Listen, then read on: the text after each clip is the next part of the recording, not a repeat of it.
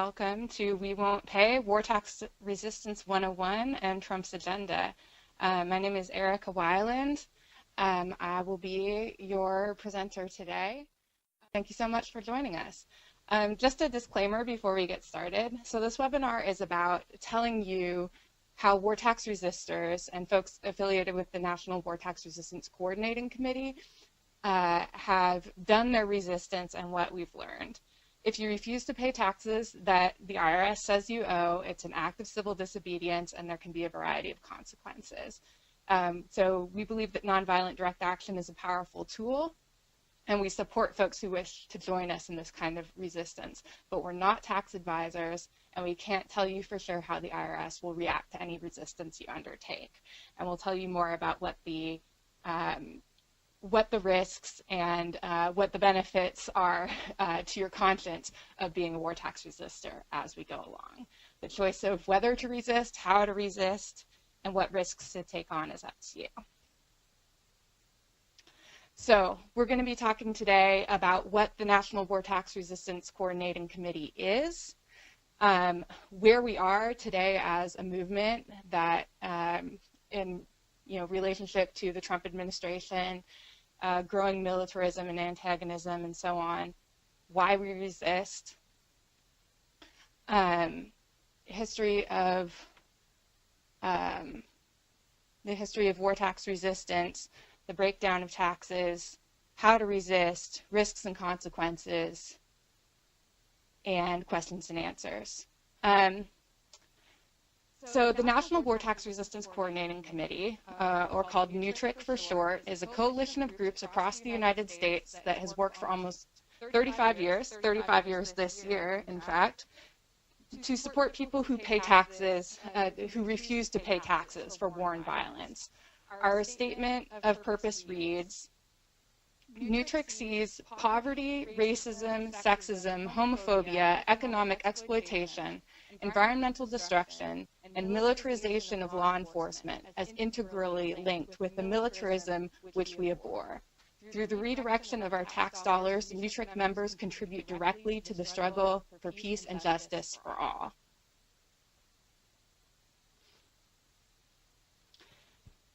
And so NWTRCC's message is becoming more and more relevant all the time.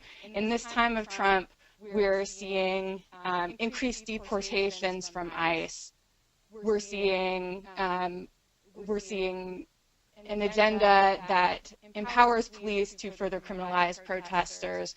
We're seeing executive orders that empower police officers to take more violent action against people. We're seeing immigration orders that target Muslim people around the world from countries that have often been targeted by the United States in military actions. We're seeing companies that are profiting from this escalation. All these things that I'm talking about, they're nothing new. They existed under the Obama administration. They existed under the Bush administration. But these are issues that are growing and are of increasing concern to folks under Trump.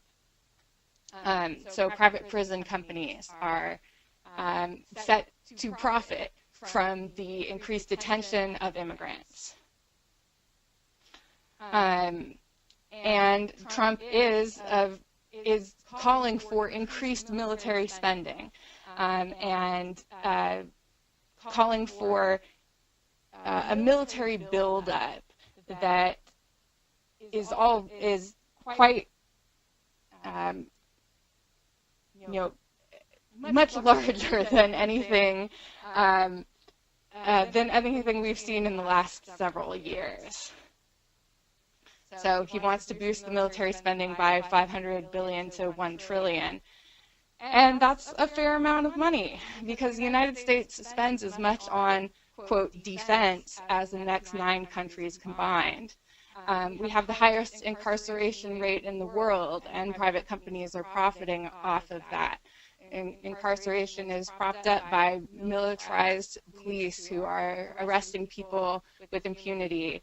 Our military police in prisons, and our military, police, and prisons all target Black, brown, and indigenous people. You can see from this graph, this is the U.S. versus the next 9 countries, and this number here, 581 billion, is actually only a portion, of the U.S.'s total military spending. So when we look at the entire military budget or spending related to the military, it's even higher. So this situation is a disaster, but it's also a problem for each of us personally. It's not enough to oppose this evil rhetorically. It's not enough just to say we're not going to grant it our moral support. If we protest against it, we're still supporting it if we are fueling this with our tax dollars. This is a quote from one of the founders of the modern war tax resistance movement, Juanita Nelson. While the seat of the government is in Washington, the seat of conscience is in me. It cannot be voted out of office by 1 or a million others.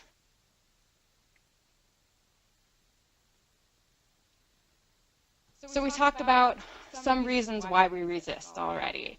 The National War Tax Resistance Coordinating Committee was founded specifically around military spending, comes out of movements that opposed war taxes in Vietnam, for the Vietnam War and other wars, for opposing military expenditures that were used for repression in Central America in the 70s and 80s and onward. So we come from a place of starting with the military budget. The military budget is enormous, but there are many other things that are related to militarization that come with that.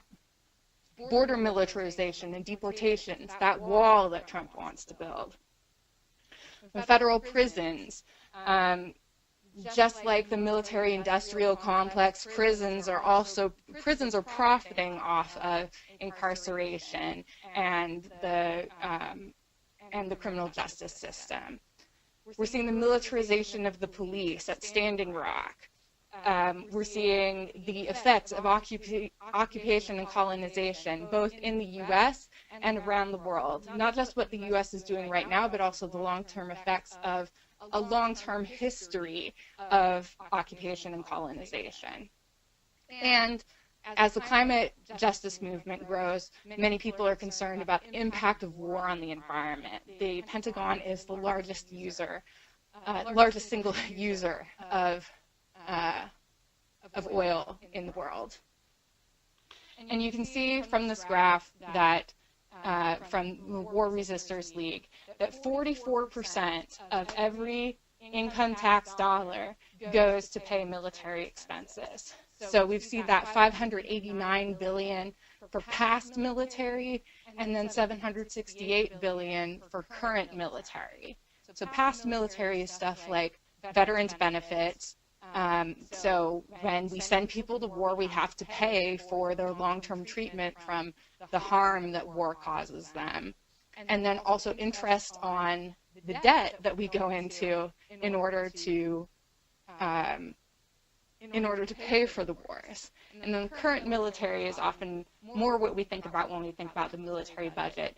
It's the Department of Defense, it's Department of Energy spending on nuclear, it's border militarization in the Department of Homeland Security, and a few other things.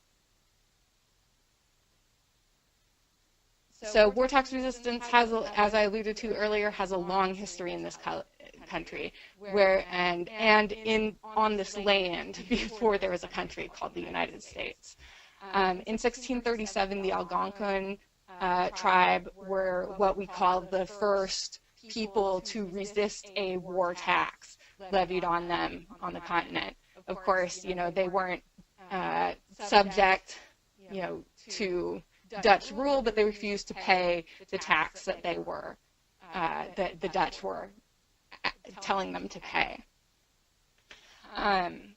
In the 1800s, Henry David Thoreau, who wrote Civil Disobedience, which is a pretty widely read essay, he spent a night in jail for his refusal to pay a war tax.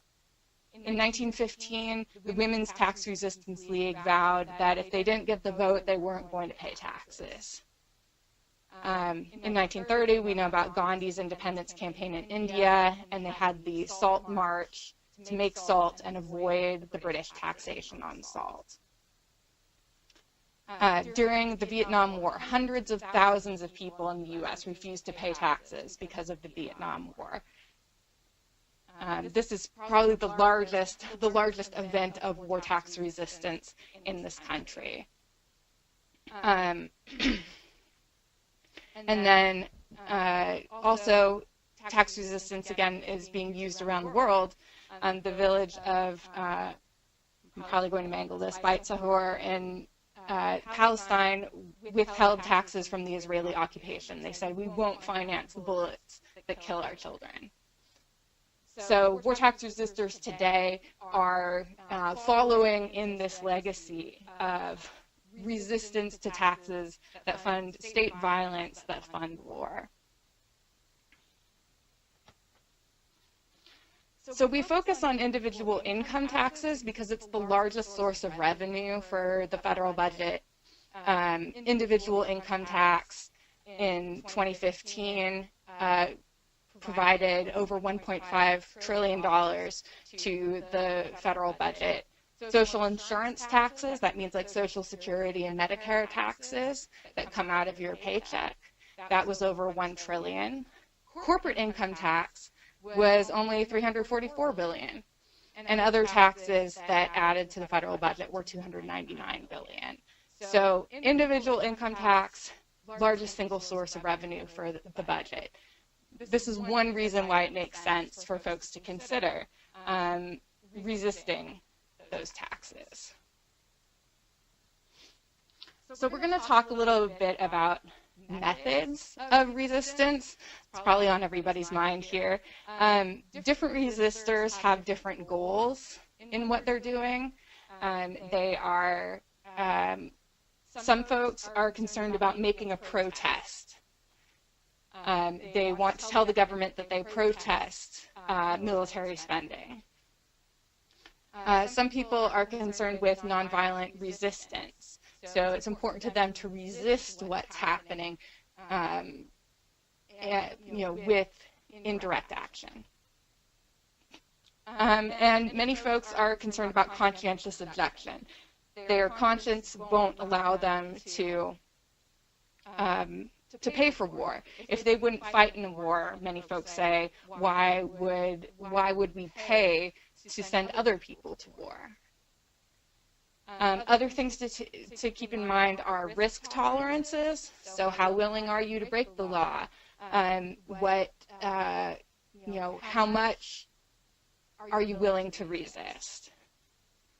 And values that you want your resistance to represent. And you also have to consider your life situation. So dependence, retirement, self-employment, income sources, citizenship status, and other issues that might affect what type of resistance you decide you want to take. We often say in war tax resistance circles that there are about as many methods to resist war taxes as there are resistors. And indeed, each of us does this slightly differently. So what we're going to talk about here is just two broad strokes of common ways to resist.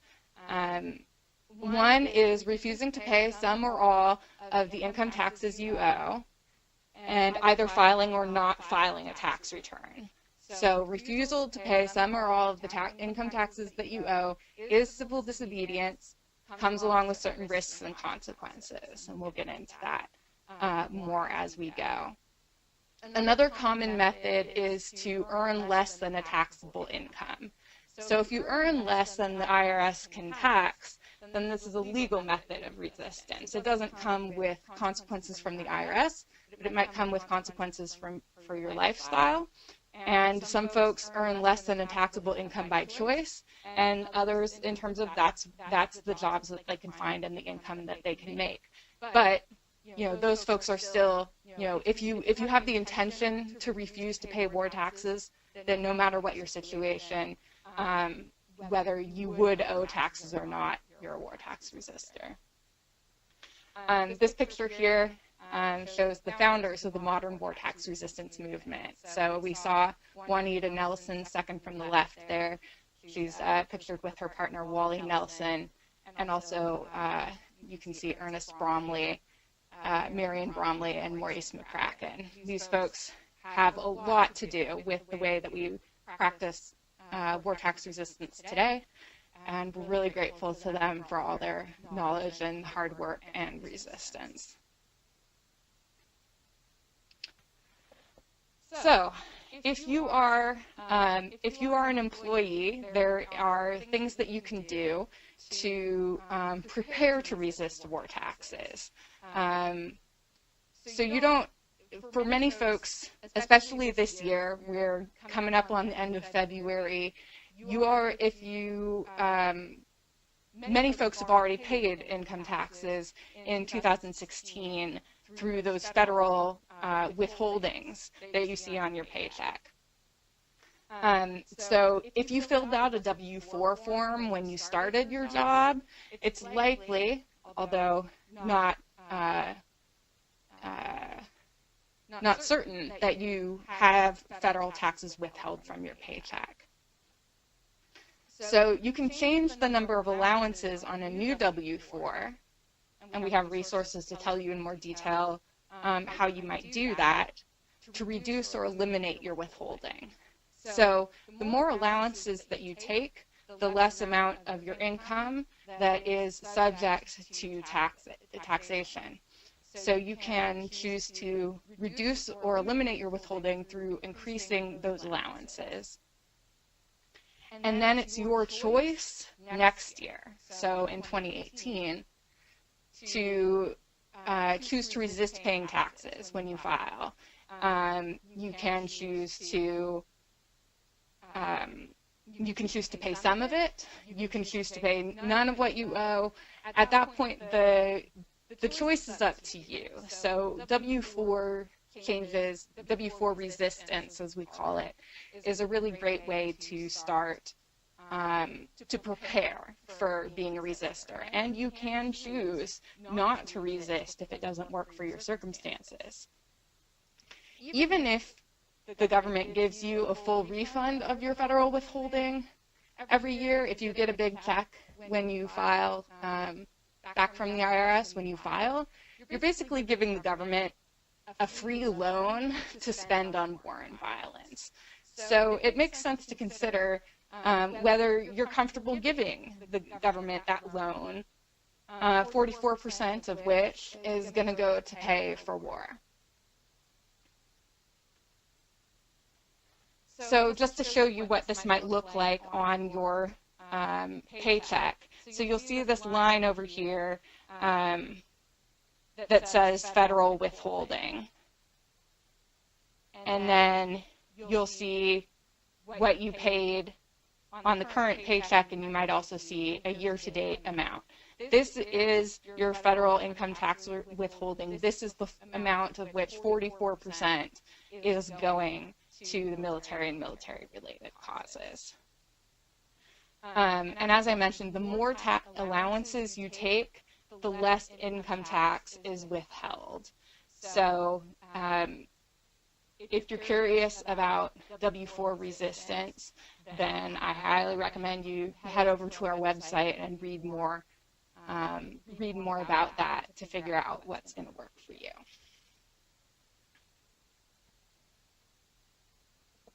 And then if you are self-employed, so if you're self-employed or work as a contractor or consultant, you may have filled out a W-9 at the start of your work with each client. A W-9 gives the client your social security number, your business identification number, and then your client is then, if they pay you over $600 in a year, your client then is required to file a 1099 form to report your income to the IRS. If you're self-employed, if you get W-9 1099 form income, you're responsible for paying or not paying all your own taxes. That includes the Social Security and Medicare, which is normally withheld from a paycheck, as well as federal income tax withholding. Taxes aren't withheld from your income automatically.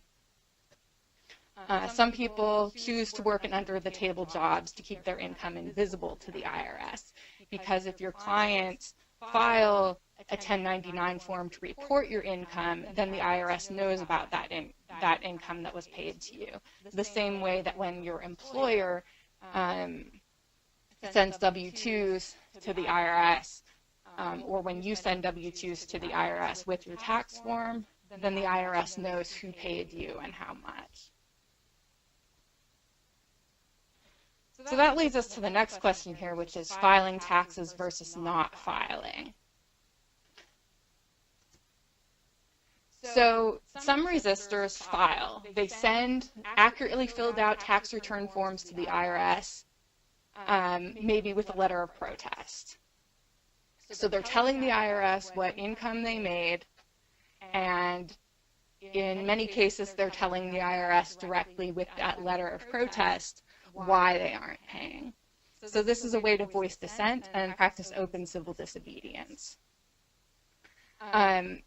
It's possible, although again we can't make any guarantees about the IRS, it's possible that filing can make it easier for the IRS to find you. However, as I said, if you have a client or an employer that sends 1099 forms or W-2s to the IRS, then the IRS already knows about your income, whether or not you file a tax return as well. When you file a tax return, there is a 10-year statute of limitations for collection. So the IRS has 10 years to try to get that money from you from the various collection methods at their disposal. This can make it easier to apply for scholarships. Filing can make it easier to apply for scholarships, health insurance subsidies, etc. Some of those sorts of things want you to submit a tax return that you sent to the IRS in order to qualify for things. Some folks choose not to file. They don't send forms to the IRS. They feel that communicating with the IRS goes against their conscience, is something they're not willing to do. They don't want to cooperate with the government in any way. People have various reasons for not filing, but those are some of them. It's best to fill out your tax returns anyway, even if you choose not to file them, because if there's a difficulty with the IRS later, you want to have accurate records of what you actually made to prevent them trying to collect a larger amount than you would actually owe if you communicated with them. When you don't file, you can be harder to distinguish from others who refuse to pay taxes. You're not voicing reasons for your refusal to the IRS.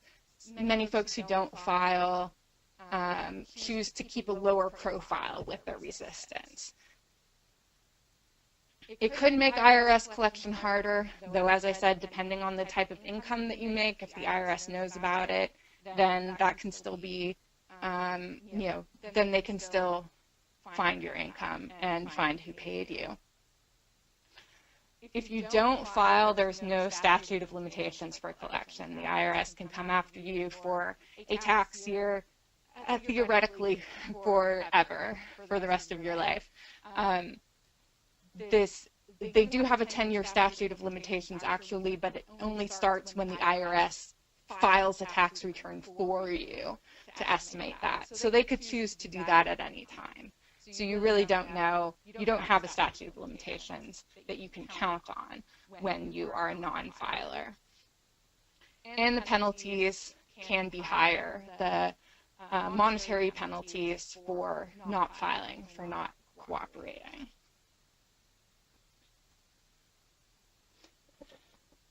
So there are some myths about tax resistance that we want to address. A lot of folks are concerned that they're going to go to jail. Very few war tax resistors have gone to jail. Out of hundreds of thousands of war tax resistors over the past 80 years, only 2 people have gone to jail specifically for not paying taxes. Fewer than 100 have been taken to court, and often on other charges, such as failure to file, fraud, or falsifying tax documents.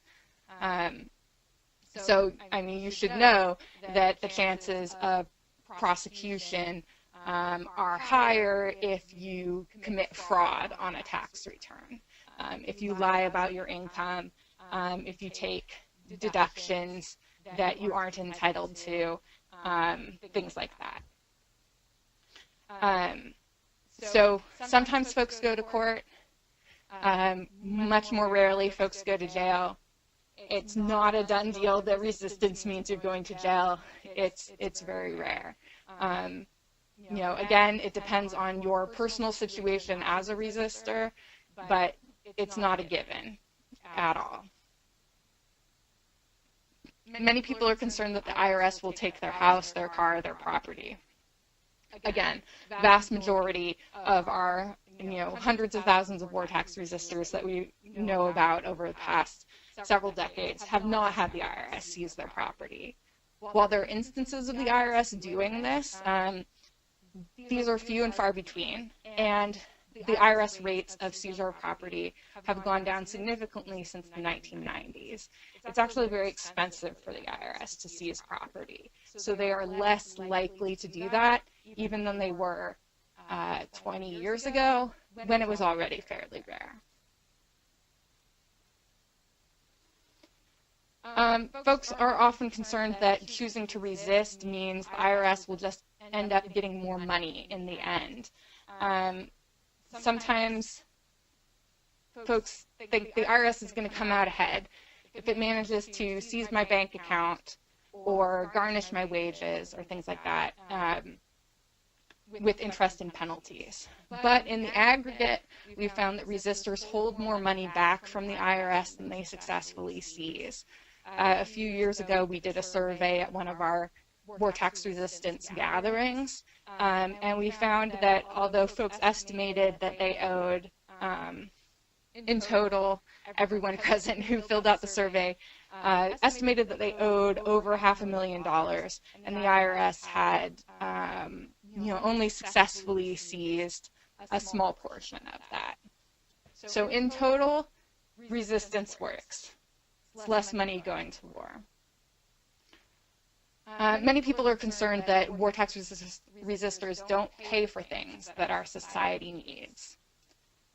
In fact, we often redirect our money or our time or both to help meet pressing needs. Many folks who are resistors, we give that money to causes that we think are doing the better, more necessary work that our society needs in order to end poverty, war, and oppression. In this way, when we're resisting, our time and money serves society 100%. Instead of having 44% of it, or whatever the percentage is that year, serving the Pentagon, serving the Trump agenda, serving any president's agenda who's doing things that that we don't support.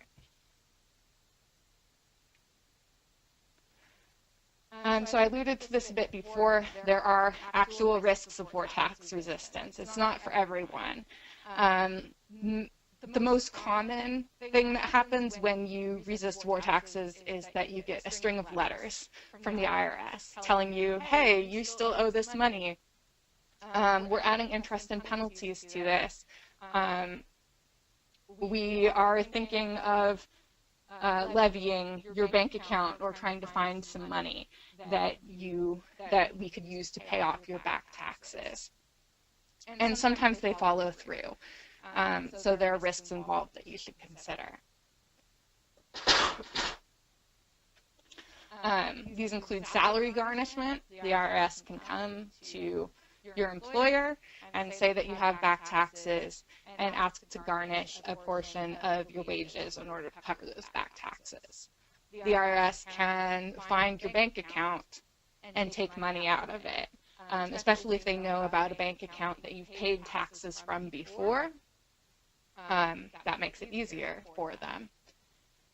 There's the payment of interest and penalties. So if they do seize money from you, then they could end up seizing more money from you than you owed in the first place. Being a war tax resistor, and especially if you're a non-filer, can make it more difficult to get health insurance or student loans.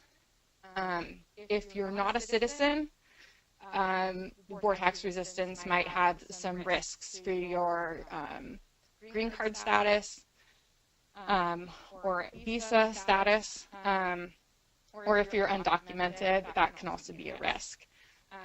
Also, the IRS can work with the State Department if you owe over $50,000. There's a mechanism for the IRS to revoke or refuse to renew your passport. This is a rare situation. That law was only recently passed about a year ago, so we don't know anyone who's been affected by that, but again, it's a possibility. And finally, there can be liens on your property that can affect your credit. And also, if you choose to sell that property, then the lien comes first in getting that money. Having said that, there are also benefits to war tax resistance in terms of being able to act in accordance with your conscience, in terms of being able to take a direct action that is in resistance to what the government is doing with our tax dollars. So there are also positives to being a war tax resistor, also a community of folks who are resisting. We have our gatherings twice a year, and those are really great community building opportunities for folks who are resisting. So I talked about redirection. So we can use these tax dollars to build the communities we want instead. This year, many war tax resistors in some different cities around the country are collectively redirecting tax dollars to Black, Brown, and Indigenous resistance. We're calling this collective redirection, and you can learn more about this during our next webinar on February 25th. If you haven't registered for the February 25th webinar, then you can go back to the link from which you originally registered for this webinar.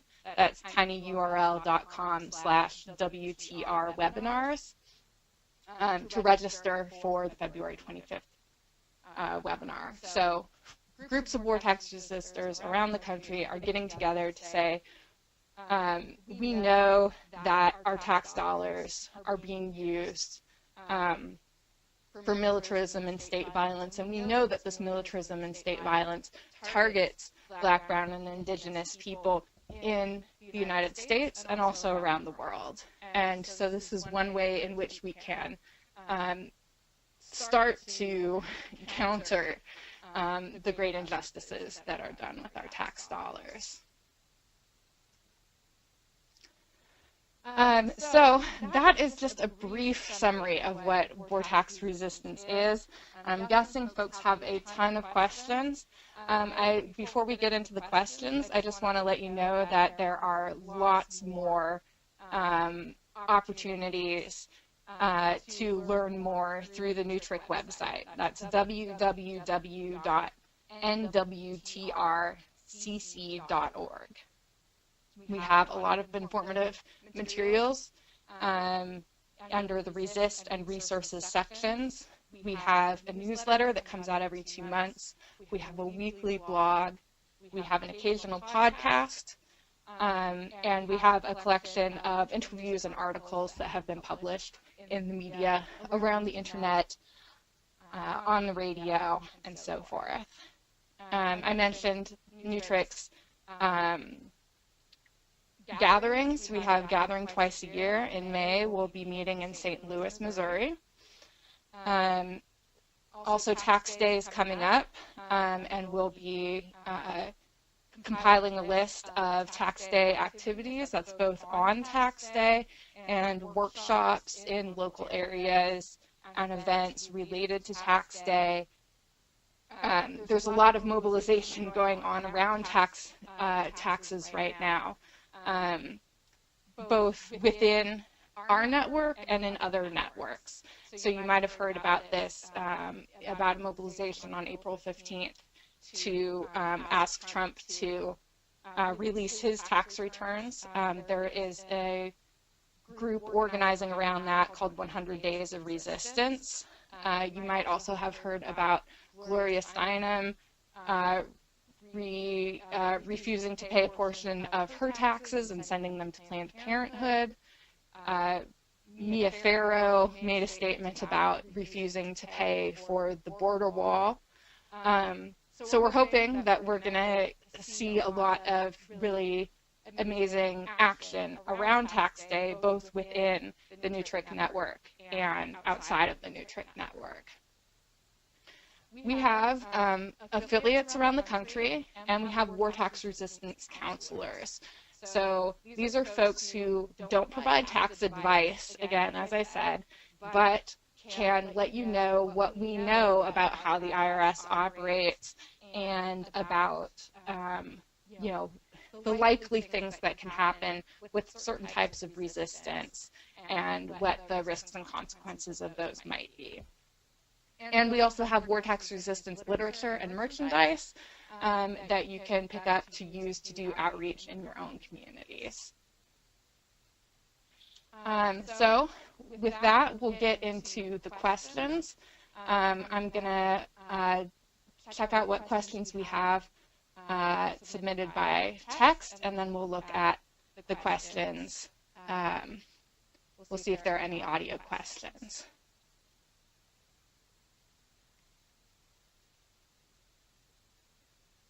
All right, so I have a question here that says, approximately how many war tax resistors do you believe there are around the country now, and how many new calls have you received following Trump's election? So we generally say about 10,000 war tax resistors, although it's really hard to know. Quite often our coordinator in New York gets calls from resistors that she's, never heard of, people who've been resisting for years. So this is kind of based on roughly how many people we know in our network and, just kind of estimating. But it's really hard to know. A lot of folks keep a low profile. We have been receiving a lot of new calls following Trump's election. In fact, things really took off in a big way in terms of visits to our website and emails. Some calls, but we're getting a lot of attention online, specifically through social media, through emails, and through various articles that are being written about tax resistance. The question is, another question is, do you have any template letters with language that resistors can use to formalize, standardize what we all write to the IRS so that they understand we are part of a larger movement versus individuals? We don't have template letters, but if you go to our website and you click on the heading Resist, you'll see a heading that says Letters to the IRS or Letters from War Tax Resistors.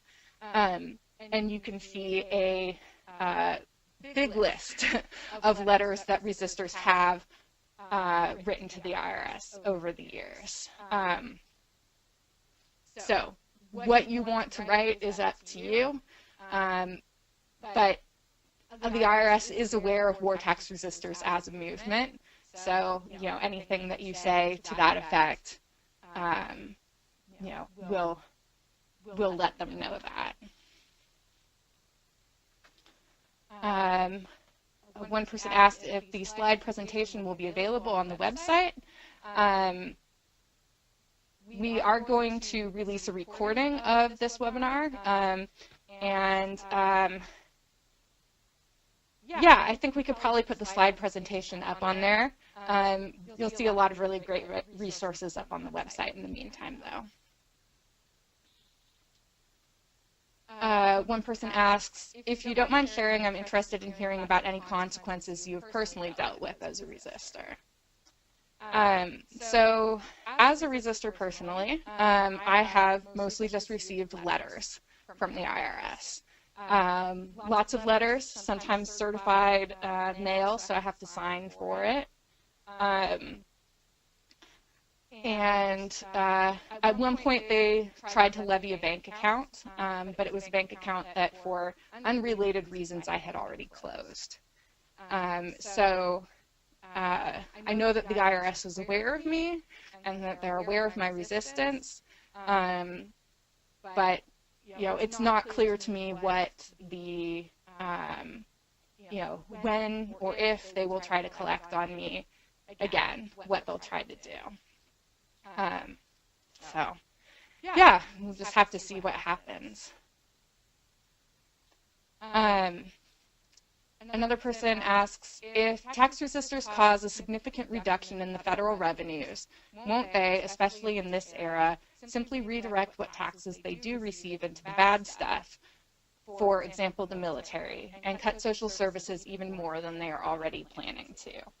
That would mean our tax resistance would backfire.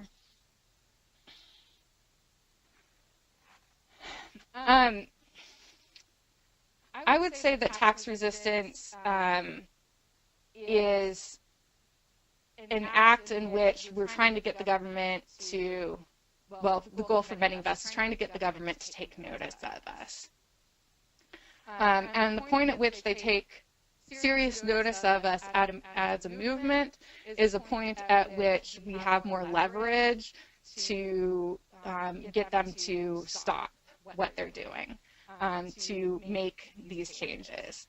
The U.S. government also has a,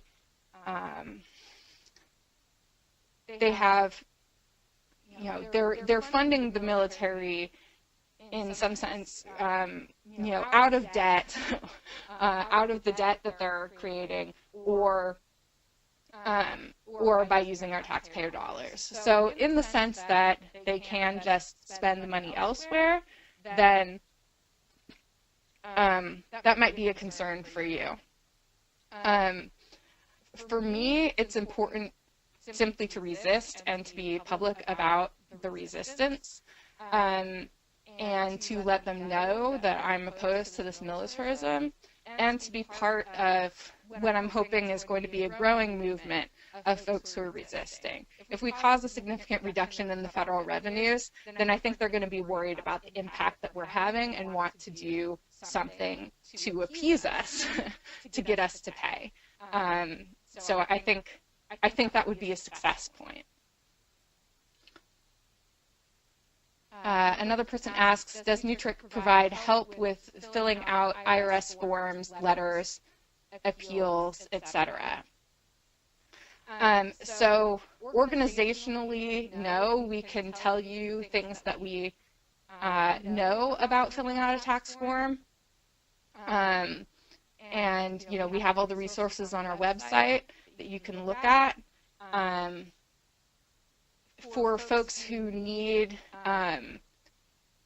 who have legal questions, we do have lawyers in our network who can provide some input.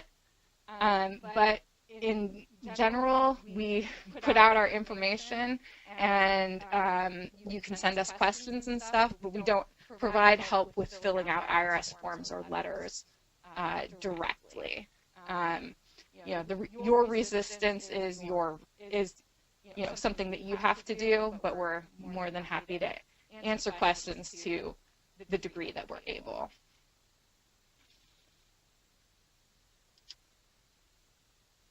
Another question is, do you know legal ways for people to protect their assets by putting it into a trust? Similar to the last question, do we have any fear that people like Bannon and libertarians who want the government to collapse anyway will use these kind of actions to do the same if a more liberal government comes to power and or to accomplish what they want right now, the downfall of civil society. So some people do use trusts to protect their assets, and you can find out more about that on our website. Specifically, I believe, let's see, it would be in one of our practical war tax resistance pamphlets. I think it's the one, I think it's number 3, how to resist collection or make the most of collection when it occurs. So I would take a look at the practical war tax resistance pamphlets for information on how other people have used trusts.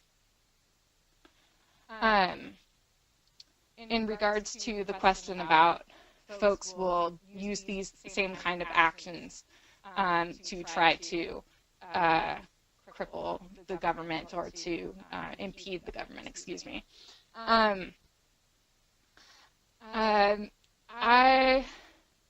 mean, I think some people have that fear, but war tax resistors are actually the longest going and most, you know, we've been sticking with tax resistance for a long time and in a very principled way. Other folks and other movements have not yet picked up tax resistance as a strategy, and in fact, you know, we're war tax resistors and folks who are resisting taxes for militarism and immigration and enforcement and the border wall and things like that are more commonly receiving you know, criticism for using this strategy at this time. Many war tax resistors are not concerned about this at all and believe that you know, anyone who has a genuine principled opposition to taxation for a purpose, you know, that's a thing that they can do, and if they choose to take on that civil disobedience, then that's their right. But war tax resistance is, you know, has been more organized and impactful, I would say, so far than those other tax resistance movements.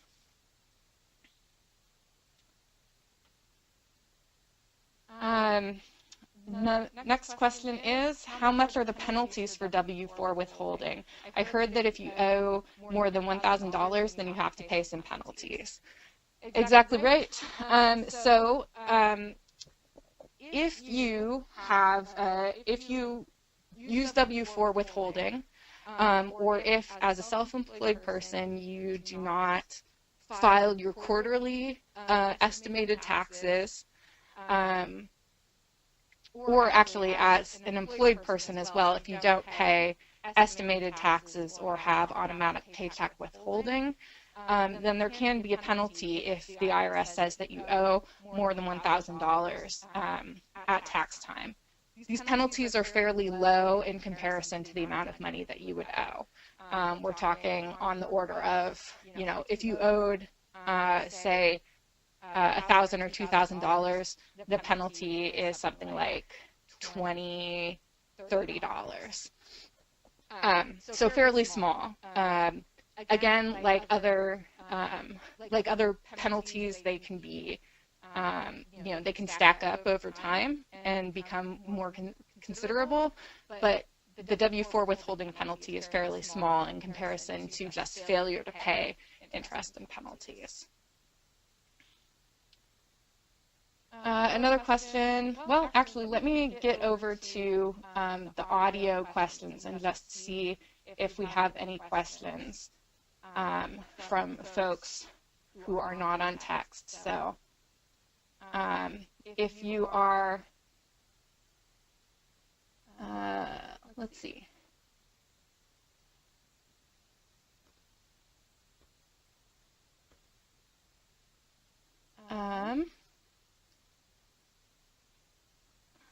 I see we have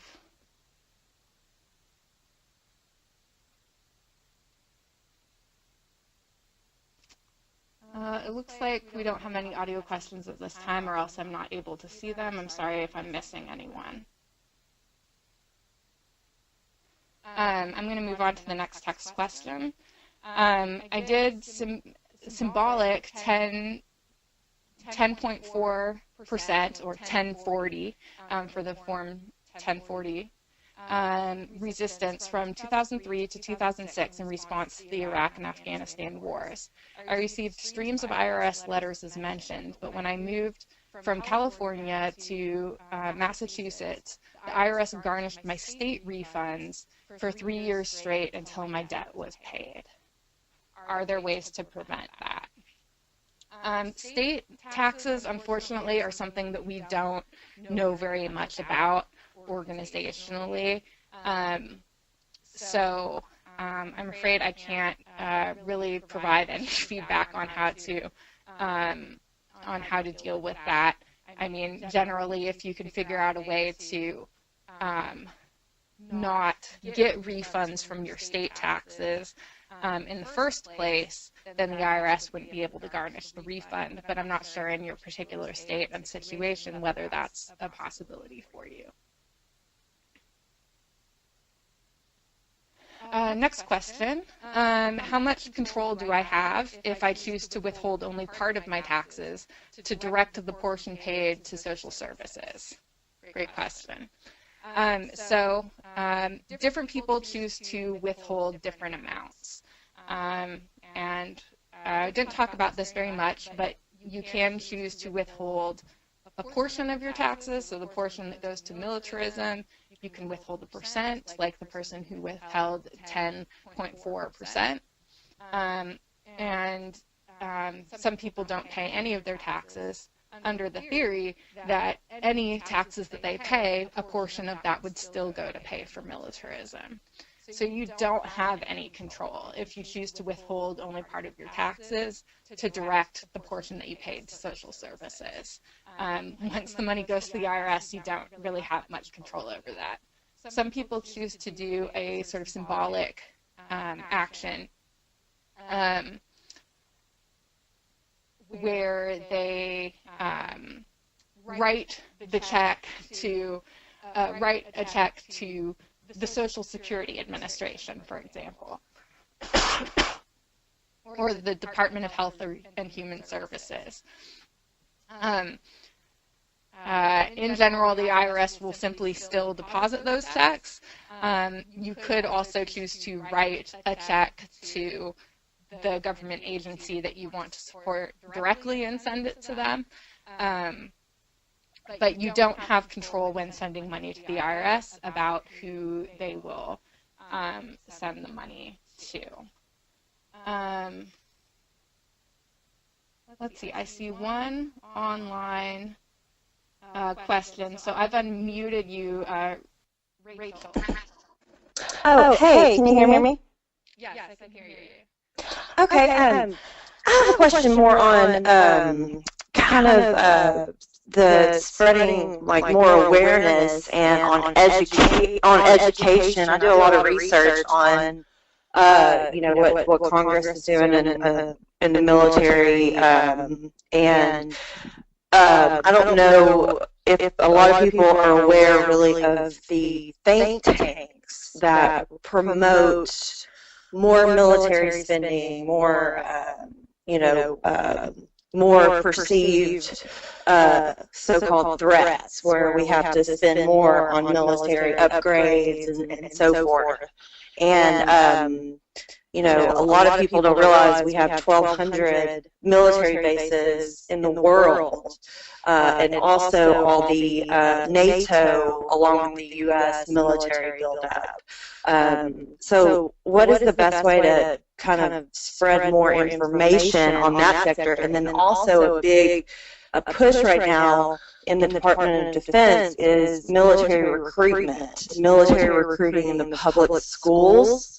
They're giving kids, vocational testing that for the Department of Defense, and military recruiters have full access. I mean, going down to elementary school, in public schools,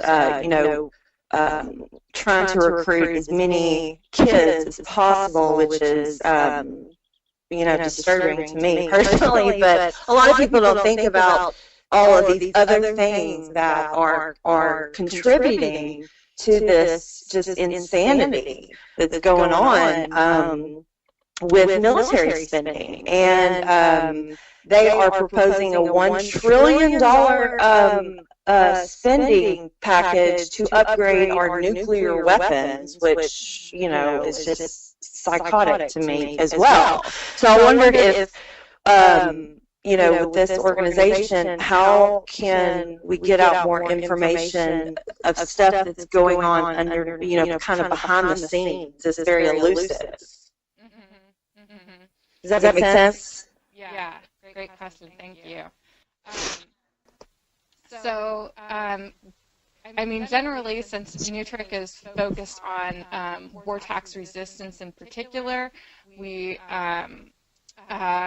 not the best folks to be focusing on getting that information out. Some other organizations that I know of that are doing good work in exposing some of these issues around militarism are Veterans for Peace, Iraq Veterans Against the War, War Resisters League puts out the pie chart that we use every year to get out information about the extent of military spending. And so the back of that pie chart every year has different information about a particular issue of importance in terms of military spending. And nuclear weapons again is definitely an issue of great concern. I would point out that the nuclear budget, this $1 trillion proposal, did come out under President Obama. And so this is a long-standing issue, this idea that we need to do nuclear proliferation, not non-proliferation. A couple of organizations that put out great information about nuclear weapons are NUKWatch and the Nuclear Resistor. So I would definitely recommend looking into those organizations for information about how to get information and ideas for spreading the word about those issues. In terms of counter-recruitment, there's the National Network. I think it's the National Network on the Militarization of Youth has done some work around counter-recruitment issues. But all of these issues are, tied into war tax resistance, and so if these issues are, specifically important to you, I urge you to use other organizations' literature in concert with ours. Here's all this nuclear spending that's being proposed, and look at how everyone is paying for it. Next question, would moving bank accounts around every few months stifle the IRS? It could impede collection. There are some issues around that in terms of if the IRS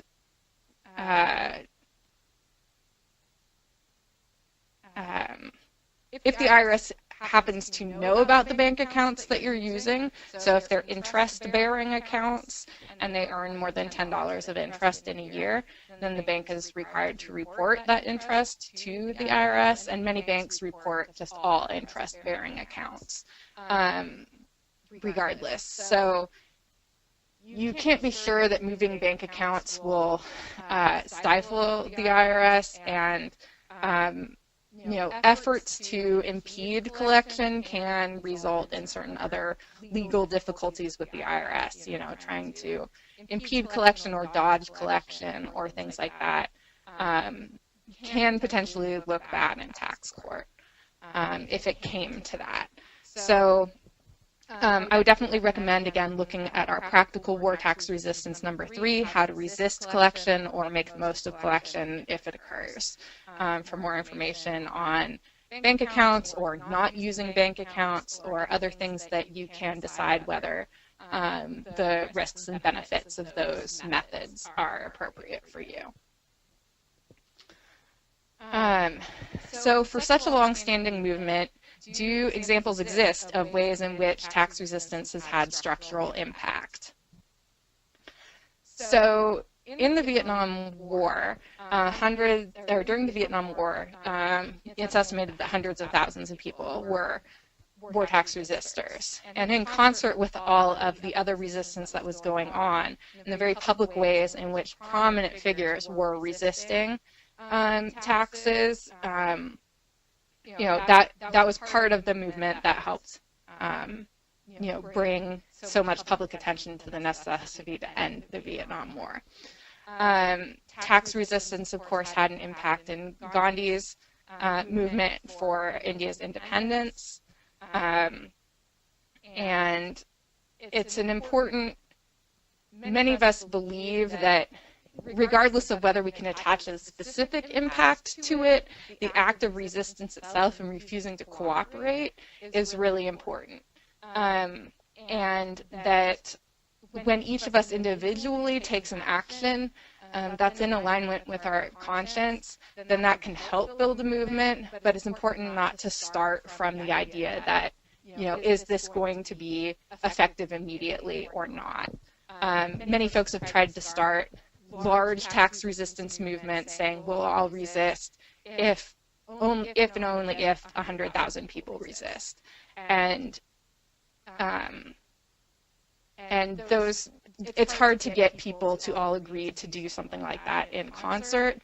I think that one of the impacts of tax resistance is not just encouraging other folks to consider whether they want to take that action in alignment with their conscience themselves, but also encouraging other people to take other forms of resistance.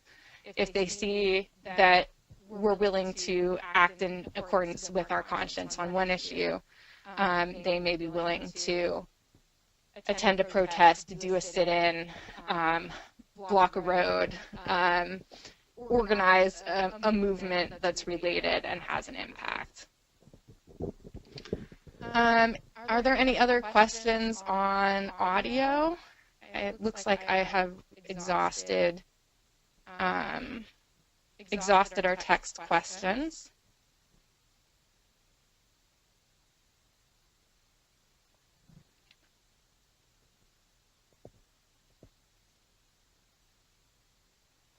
All right. Well, again, I want to thank you all so much for joining us today. This is the first time we've done a webinar like this, and it's really exciting to see so many folks who are interested in this issue and, wanting to learn more.